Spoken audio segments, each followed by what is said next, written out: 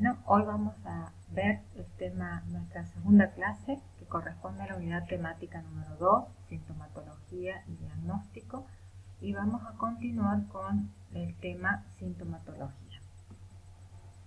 Lo primero que vamos a ver, que recordar, de acuerdo a lo que dijimos en la clase pasada, es que un patógeno virulento, un hospedante susceptible, en un ambiente favorable, que en conjunto actúen en el tiempo y en el espacio y manejado por el hombre, constituyen la enfermedad. Solo cuando todos estos componentes se den en ese mismo espacio y tiempo, vamos a poder decir que se está hablando de una determinada enfermedad. Ahora bien, ya sabemos lo que es una enfermedad. ¿Cómo sabemos nosotros que una planta está enferma?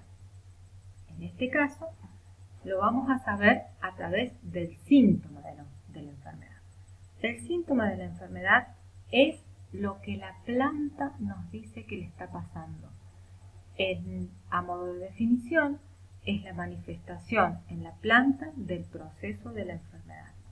Claramente es cuando una planta nos está diciendo que tiene sus tejidos destruidos o que está sufriendo una desintegración de tejidos.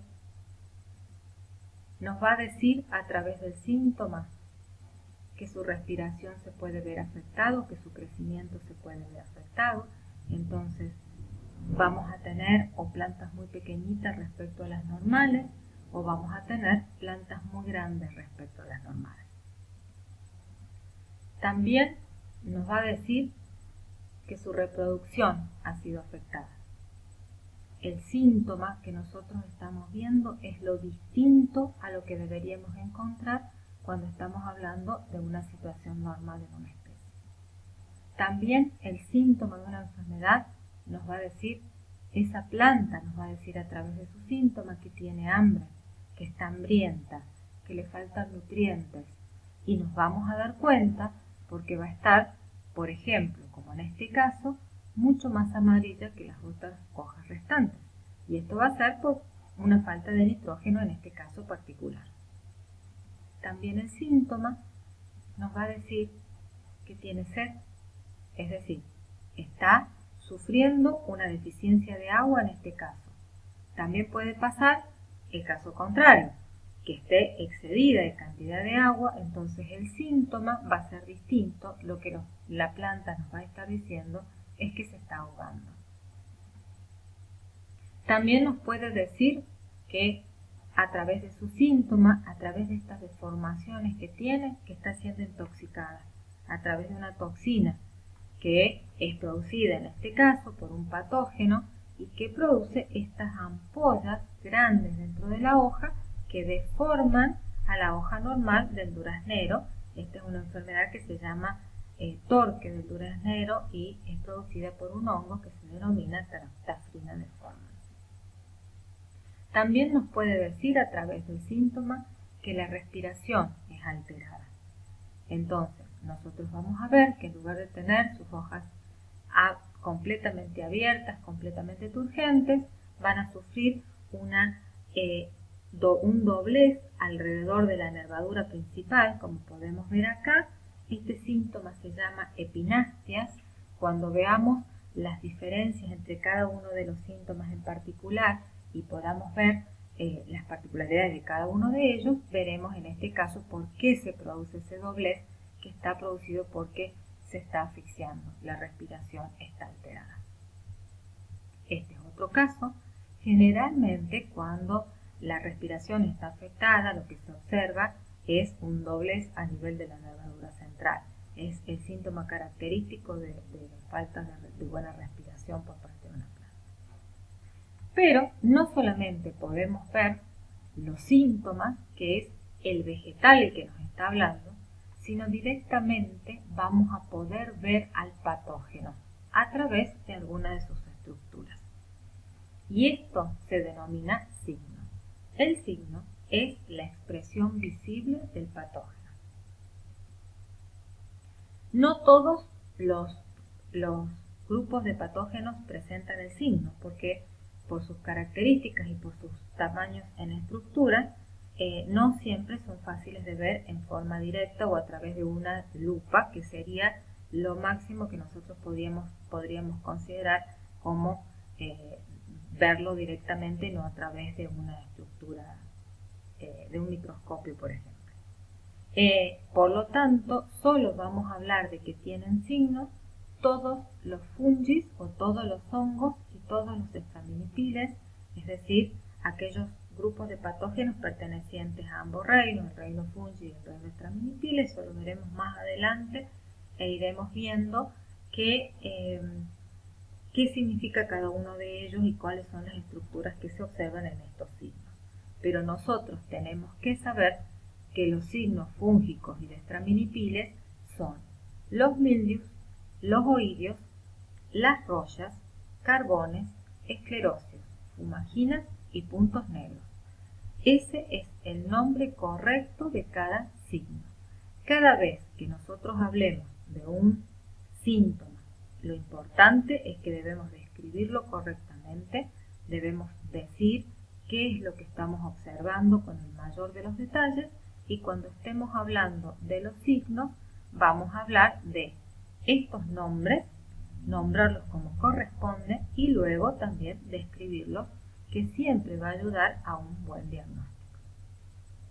Las bacterias también tienen signos, es decir, las podemos ver y observar directamente o a través de una lupa, y el signo que forman o que presentan se denominan zoogleas como única forma de nombrarlos a ellos. A modo de ejemplo, vamos a ver qué es lo que es un mildiu. El mildiu es, por definición, lo que ustedes leen ahí, un fieltro suave, levemente grisáceo, constituido por fructificaciones de hongos y localizados en el envés de las hojas.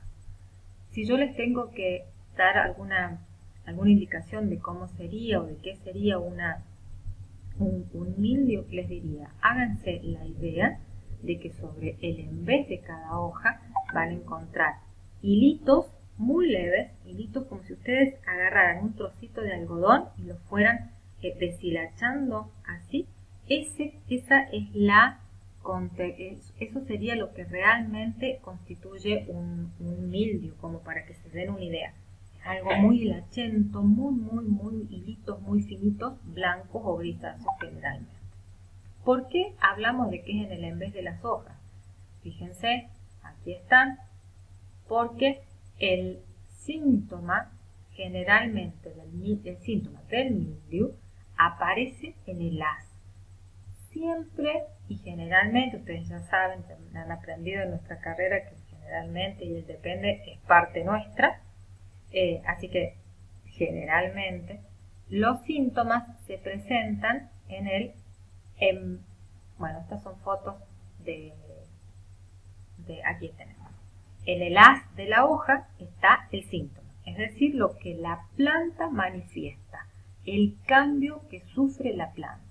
Generalmente los mildius van acompañados de coloraciones bastante fluo, amarillos, blancas, pero son con manchas de coloración llamativas, bien marcadas, no son necróticas, son de coloraciones, y en correspondencia a esta mancha, en el envés de la hoja, vamos a encontrar el mildiu, que es el signo de la enfermedad. En este caso, en soja es muy característica la mancha en forma estrelladita, de color amarillo muy fluo, muy llamativo, y si uno le da vuelta va a observar esos hilitos de algodón que salen a la misma altura en la cual está la mancha en blanco. Si volvemos un poquito, vamos a ver, aquí tenemos un mildiu en uvas, todo el fruto y el tallito lleno de esta eflorescencia. Aquí lo tenemos con mayor detalle. Y este es en una hoja también, ya este sería el envés de la hoja, siempre el mildiu muy característico. A diferencia del mildiu, aquí tenemos el otro caso, fíjense, las manchas en este caso son en lechuga, en acelga y en repollo, unas manchas blancas, brillantes, muy características. Tampoco el tejido es necrosado. Esto es debido a que el patógeno es un patógeno biotrófico, es decir, necesita del tejido vivo para seguir viviendo. Entonces no lo destruye, no lo mata, sino que lo va parasitando, va consumiendo todas, se va debilitando, aparecen estas decoloraciones e inmediatamente en correspondencia a cada una de estas manchas damos vuelta y vamos a encontrar el fieltro blanquecino grisáceo correspondiente a las estructuras, en este caso de una Straminipile que es peronóspora. Otro signo, como vimos, es el oidio. El oidio es muy parecido al mildio, y hasta que uno le agarra un poquito el ojo se puede confundir, pero el oidio generalmente no aparece en el embés, aparece sobre el haz de la hoja o sobre las superficies de cualquiera de los órganos que ataque. Es más blanco que el mildio, generalmente el mildio es más grisáceo, pero este es más blanco. Y si volvemos al ejemplo del algodón, en este caso el oidio es como si ustedes pegaran trocitos de algodón sobre una superficie y no lo deshilacharan como en el caso del mildio, es como más compacto. La diferencia estructural está dada en que esto pertenece a otro grupo de hongos, está constituido por el micelio y tiene algunos puntitos negros que también se pueden observar, que son correspondientes a las fructificaciones de este hongo. Si uno mira en el microscopio la estructura del mildio y la estructura del oidio, vería además cuáles son las diferencias morfológicas características de cada uno de los patógenos que los produce. Aquí tenemos ejemplo en los cereales, ven, es como si tuvieran trocitos de algodón pegaditos en la hoja. Bueno, esto es cómo está conformado, en este caso por conidios y conidióforos y el micelio del hongo, y estos puntitos negros, en ese caso que se observan aquí, corresponden a unas estructuras que son de supervivencia y que se denominan cleistoteces. Aquí tenemos ejemplos de oidio, esto es en acelga, esto ustedes seguramente lo han visto, en un ataque completo de la hoja o en un ataque parcial, pero siempre ustedes van a ver ese moho que crece alrededor sobre la superficie de los órganos. Y en este caso, el oidio siempre sobre las de las hojas cuando estamos hablando de hojas. Las rollas es lo que mucho más fácil van a aprender a diagnosticar, a reconocer, porque son pústulas de colores muy vivaces, amarillas, rojas, naranjas, marrones, son verruguitas, como si ustedes vieran una verruguita chiquita que rompe la epidermis y sobresale tomando la coloración del patógeno en su estado en el momento que sea.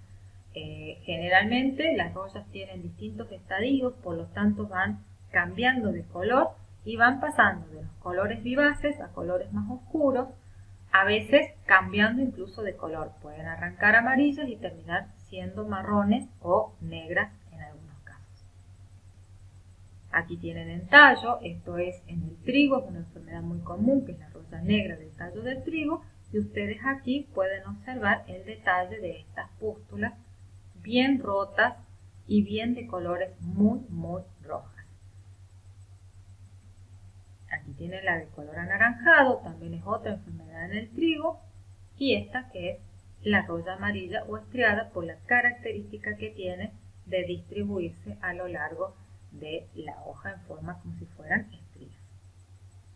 Otro de los signos muy comunes y también de un grupo de hongos muy conocidos es los carbones, que hace referencia a la masa de aspecto carbonoso de color negro que ustedes podrán ver en el maíz. Cada granito del maíz que está sano, en vez de formarse por el polen, se introdujo el hongo y formó esta galla, que es un síntoma que cuando se rompe larga